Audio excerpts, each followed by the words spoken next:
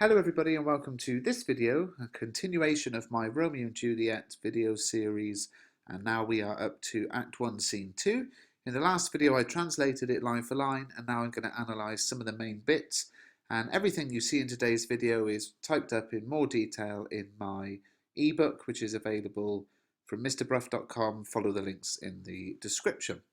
Okay, so Act 1 Scene 1 was full of drama and fighting, and it was really intense. And it's followed by this scene, Act 1, Scene 2, which is quite short and uneventful. And this scene basically introduces us to the character of Paris, a young man who is keen to marry Juliet, the daughter of Capulet. Now, we know from the prologue that Romeo is going to end up with Juliet, so we already will see some sort of conflict arising from this scene. One of the first things we find out in this scene is that Juliet is very young.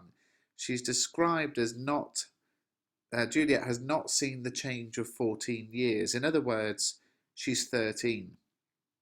Now, Paris wants to marry her, and a modern audience would be pretty shocked at this, I think, in our mind, and certainly in the film version, as you can see here with Claire Danes. We imagine Juliet being maybe 16, 18, something like that.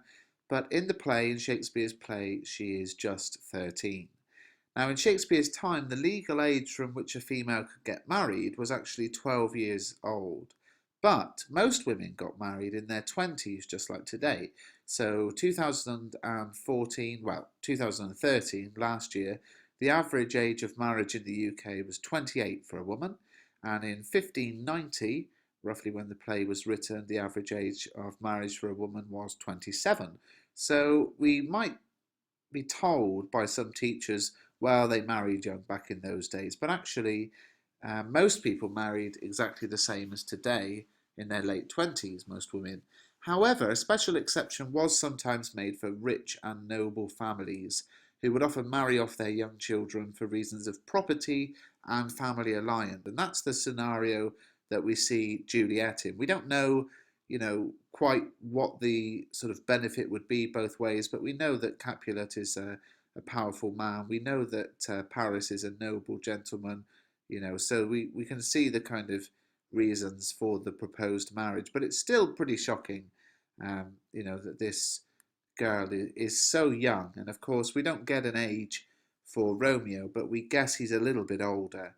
And it might add to our sense that some of Juliet's actions come out of a sort of childish naivety rather than real love. But that's explored more in the ebook. Okay, so what I find really interesting about this scene is how Paris is revealed to be in almost an identical situation to that of Romeo in the previous scene.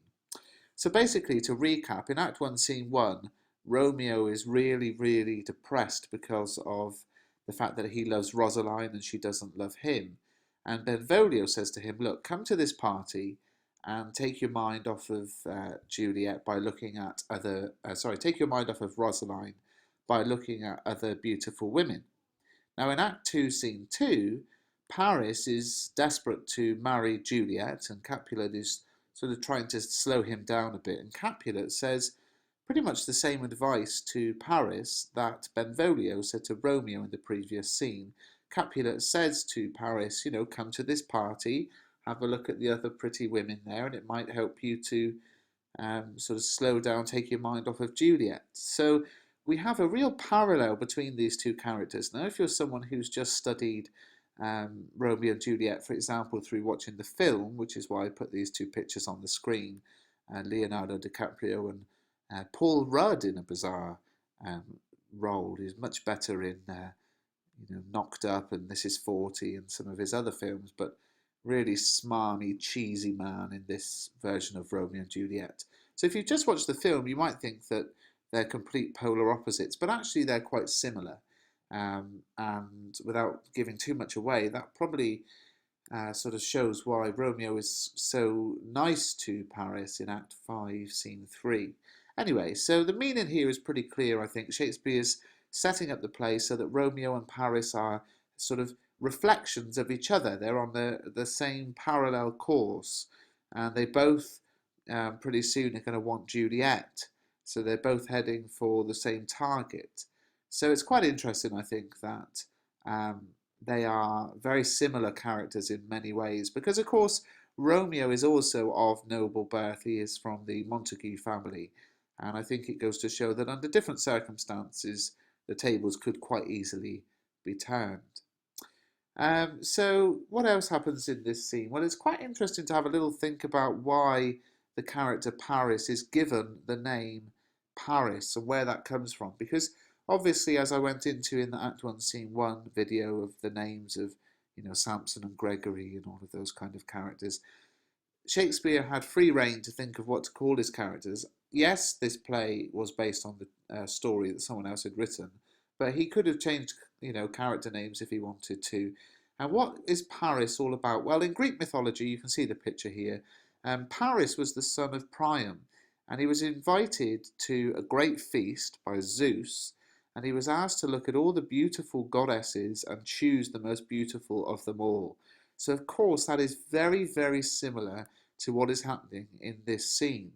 Just like the Greek myth, our Paris in Romeo and Juliet is invited to a great feast and is invited to look at all the beautiful goddesses, all the beautiful women, and choose the most beautiful one of all. So the story in the play is mirroring, is what we would call intertextuality, where one story sort of links to another story. It's an intertextual link to the mythological Paris, because our Paris is linked to a feast to survey the beautiful and to choose his favourite. And who will he choose? Well, let's read on and see. All we know is that in a kind of quite bizarre scenario here, Romeo is going to this party because he knows Rosaline is there, but we know as an audience that he is going to end up falling in love with Juliet because the prologue told us that. Now, where the audience know more than the characters on the stage, that's called dramatic irony. And there's lots of examples of that throughout the play. On the flip side of that, Paris is going to the party, probably going because he knows Juliet will be there. But Capulet wants him to fall in love with, or not to fall in love with someone else, but Capulet just wants him to be a bit calmed down a bit and see that, there's plenty of other women around and just not be so hot-headed in his passionate pursuit.